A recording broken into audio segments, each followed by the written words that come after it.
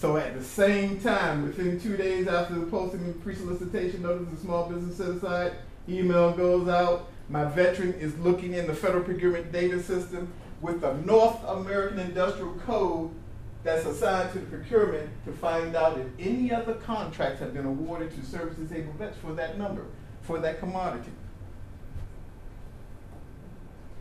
And we found out that the vast majority of procurement officials are not doing market research, because that's all we're doing, market research.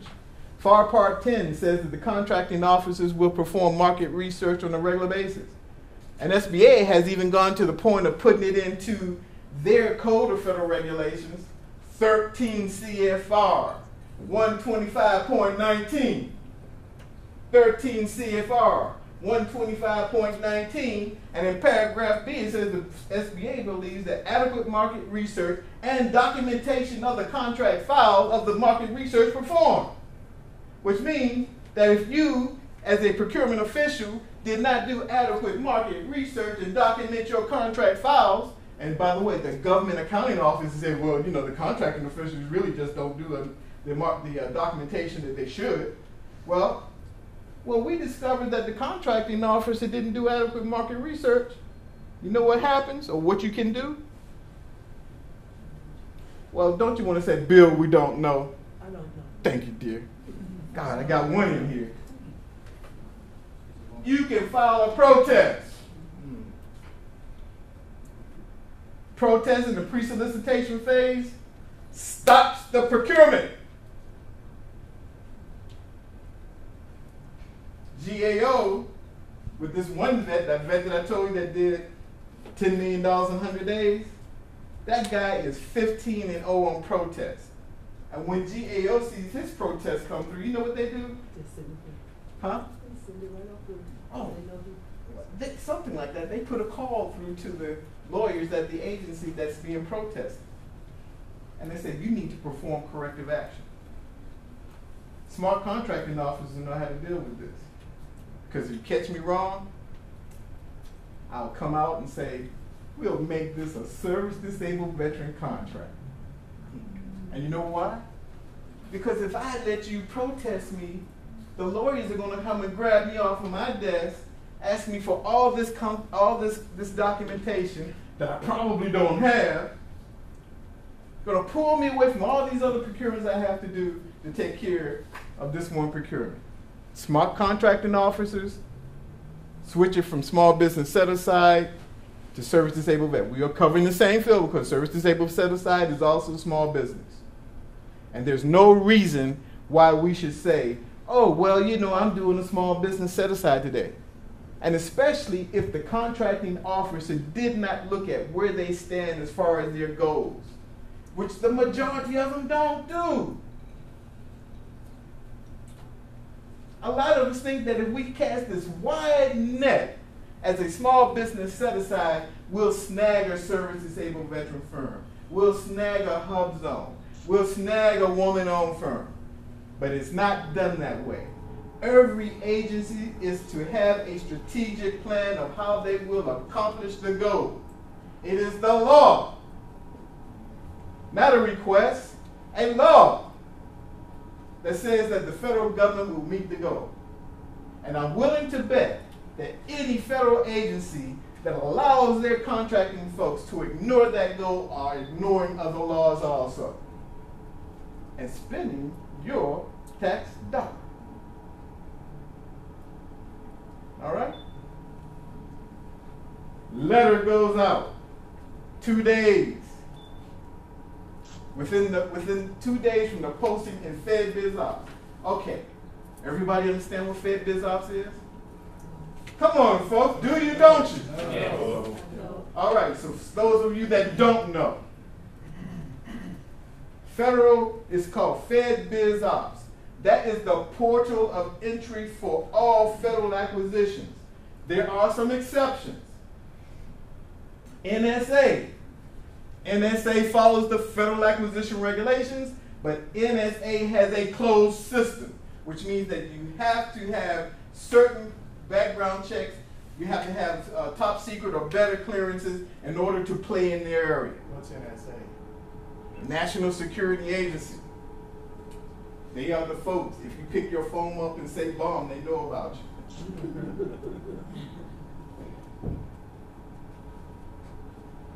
The other organization that doesn't deal with this is CIA, and I know we all know who that is, right? They can do anything they want to. And then there's some other little secret agencies around here that you don't know about that do their own thing.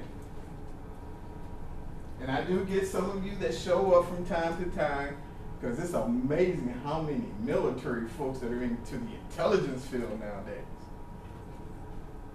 When they show up, I tell them, I don't have a need to know. You don't want to be shot. Or either something worse. Find yourself in a desert with a bottle of water and that's it. So you must know the rules. And here is your homework assignment if you want to bone up before you call. 13 CFR 125.8 through 125.29. Repeat that. 13 CFR 125.8 through 125.29. Talks about the Service Disabled Veteran Program. Tells you who you are. I put emphasis on 13 CFR 125.9 because if you do not know that, then you have positioned yourself to be taken advantage of by other large businesses that want to use you as a front. Does this come up on like a Google search or where we find that? Somebody did say Google, didn't they? Yes, sir. Google search. And when I send you your homework, I send you a link to the electronic version of the Federal Acquisition Regulations and also the 13 CFR. What's CFR? Code of Federal Regulations. Book is going to look something like this. They change the color every year. You know that commercial that says don't leave home without it? I didn't leave home without mine. You get that from the federal printing? Government printing office. How much is it? Well, if you Google it, it's free. But usually about $7, $8, $9 if you want a hard copy, okay? The other book that you don't leave home without is the Federal Acquisition Regulations. There's a lot to it. Boy, do I remember this, you know, because the people that are coming through the procurement system nowadays, you know, they sure don't do to them what they did to us. Because I had to leave home for 30 whole days, including the weekends, 8 hours a day, and stay up late at night to pass the test the next day. To learn it all in 30 days. I will not do that to you. I will spoon feed you. I'm spoon feeding you now. What's the name again? Federal Acquisition Regulations. Yeah, you came all the way from Florida to be here with this. Yeah. Georgia. Georgia? Yep. I will make sure that I take care of you, sir. And what was the name of that other book? Code of Federal Regulations. 13 CFR. This regulation is for the Small Business Administration specifically. All of our loan programs are in here. All of our information that you can read up on to determine whether or not you're a large or small business. And by the way, it tells you about affiliation. Because some folks want to leapfrog, become rich real fast, team up with a large firm, or have a large corporation come in and take care of them. Well, you best believe you let that happen. You team up with a large business. You start sharing location with them and finances with them, or they give you financing.